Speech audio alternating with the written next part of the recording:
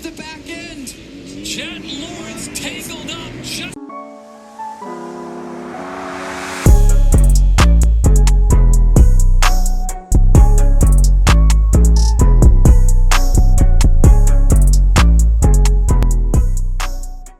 Hello, Albert here. Welcome back to the Moto Academy YouTube channel. This is a brand new channel, so if you guys can, make sure you hit the subscribe button. Believe it or not, it is super helpful to try to get us a little bit more views and for YouTube to just kind of share the videos until this channel gets rolling. So that subscribe button should be somewhere down below, super helpful. Also, make sure you head over to themotoacademy.com, grab some two-stroke merch. I'm racing the two-stroke this weekend in Atlanta Supercross against Stank Dog. So it's the East-West shootout. The way that's gonna work, we'll be in our time qualifiers that are separate from each other. So it'll be funny to see who's fastest. And then it'll feed us into, we'll race our own heat races. And then we'll get fed into an LCQ where I'll race him head to head. And that should be some pretty fun stuff. Some good content that come from that as well. If you wanna support Stank Dog's season, just go to themotoacademy.com, grab the Stank Dog two-stroke merch on there, and we'll be cutting him a check towards the end of the season, which is sweet. If you guys want some of the best motocross training out there, head over to themotoacademy.com as well. Click tour, traveling the entire world. So hopefully there's a location near you. If there isn't, you can click the train online tab and subscribe to our app where you guys can train with me within the app and send your riding footage in for me to analyze. That is super awesome as well. I even recommend that for the guys that are doing classes with me in person. So here we have it, St. Louis crash reel. I'm gonna give you guys my raw reaction. I have not watched this video yet, but being a professional rider that was there racing and then a riding coach, this is a unique perspective, I think, where hopefully I'll be able to break these crashes down for you as I'm watching them. All right, here we go. Let's see what we got. All right, so this is Alves. This is into a left-hander, into a triple. So far, so good. He landed with his foot out, which I don't think you really needed to do in this turn. You could have left both feet on the pegs.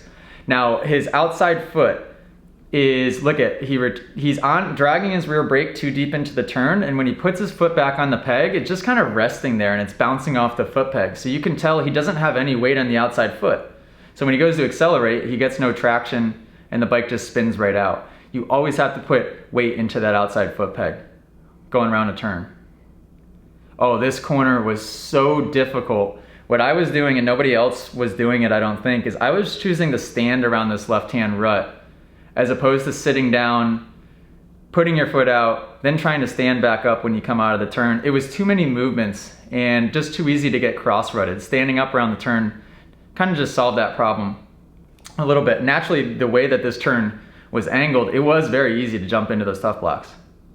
Oh, that looked like he hurt his leg. Okay, what is this? I have not seen this one. Holy, their bars were hooked together is what that looked like. Whoa.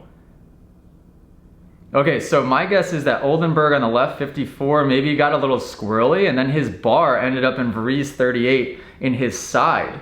And once that happened, there was no saving that. That's actually exactly how you would, oh, he's putting his hands up as if it wasn't his fault. I would need to see earlier in that section to be able to tell you guys what the heck happened there. All right, here we go. This turn after the finish.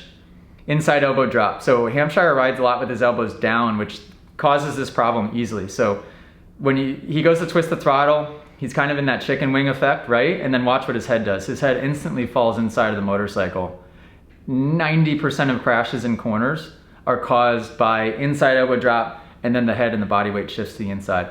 Oh, again, it's gonna be hard to break this down. Oh! Without seeing what happened before. Well, the tough block is what ultimately caused that. He was for sure going off the track no matter what, but the tough block is what turned that into a front flip. Oh my God, lands on the cement with the bike on top of him. He kind of got lucky. At least nothing sharp on the bike hit him. All right, don't know which section this is yet. Oh, I was right behind this when this happened. Okay, so, well, I mean, good reaction by 44 Brown. I was right behind this, so when I came by, I just went inside of all this mess and I was wondering what the heck had happened. Vreese, not sure how he did that. I will say the landing of that triple was really sharp. And what we were doing is we were trying to land and turn left so we didn't have to use this embankment and just kind of cut the inside of the corner. Oh, Ruiz, just like I said, he was trying to land really far left, jumped right into the tough block. Also, when you landed the first triple, there was a bunch of ruts in between, which made it difficult because for some reason the ruts were going straight and you had to jump left, so it was just very easy to get cross-rutted. All right, this is the long rhythm. So he's going 3 on, jumping into the pocket. You can see all the ruts there. Just a little misjudgment. He was probably trying to land to far rider's right to set himself up to open up the turn. Maybe got a little cross-rutted. That doesn't take much for that to happen. In Supercross, you're only dealing with probably 12 feet, 14 feet width, and there's a lot of times we're just trying to find smooth real estate on the edge of the track. It does not take much to get cross-rutted. Okay, so Phil is just trying to get set up for the turn here too early and stands up too tall, and when he does that, it takes all of the weight off the back tire, and he misses the last whoop. You do kind of want to try to miss the last whoop, the downside of it. He was so worried about getting his downshift and getting to the front of the bike for the turn. Phil should have probably waited a little bit longer here and waited to get set up for that turn until the middle, or make the transition to the seat until the middle of the turn. He was just trying to make that transition to the seat too early. Oh my gosh.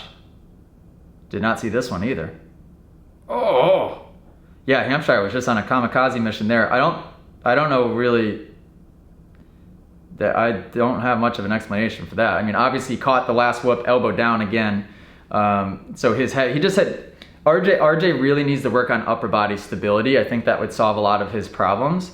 Him riding with his elbows down, as insignificant as that seems, it causes a lot of head movement. So ultimately it causes a lot of corner crashes. Oh, there's so much going on here. Probably somebody, whoa, wait, I don't even know what to watch. Yeah, that is really hard for me to see what is going on, but I think I almost, so watch, 80 goes to take off. Oh yeah, look at how good I responded to that. Just trials riding, both feet on, didn't even dab my foot. That's funny.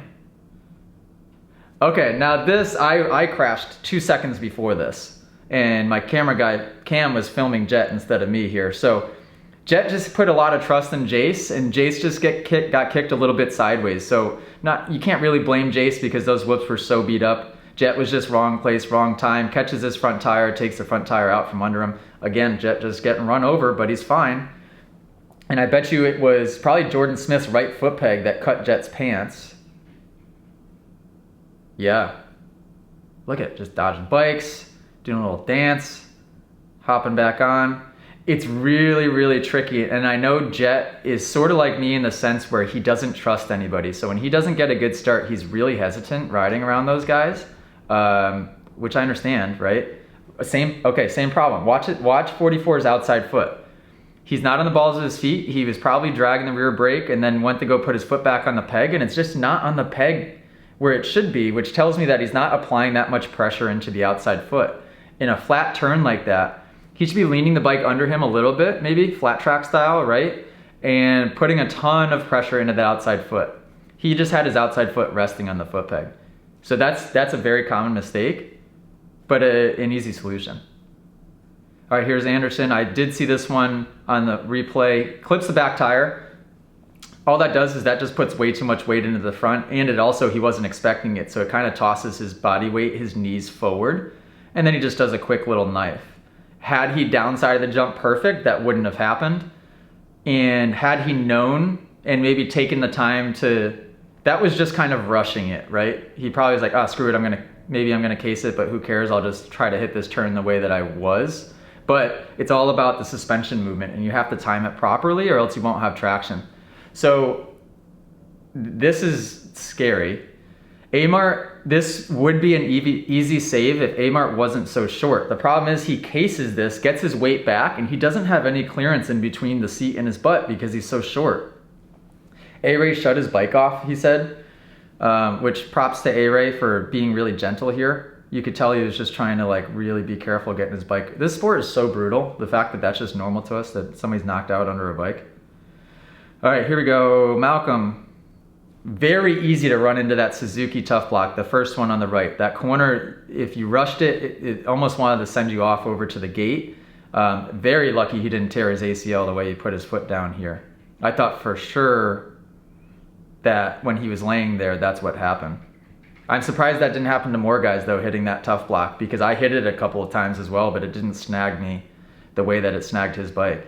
And all right, that's it. 9 minutes of footage just goes by that quick. I love these. These are so fun for me to do and watch. I don't get to watch the broadcast, so I don't see most of these crashes until I watch this replay back.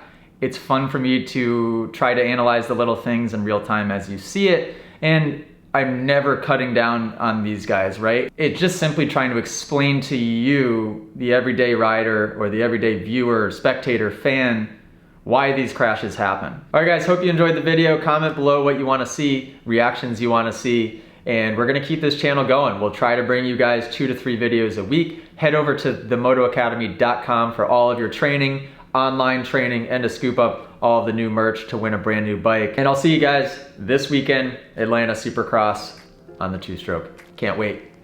Toodaloo.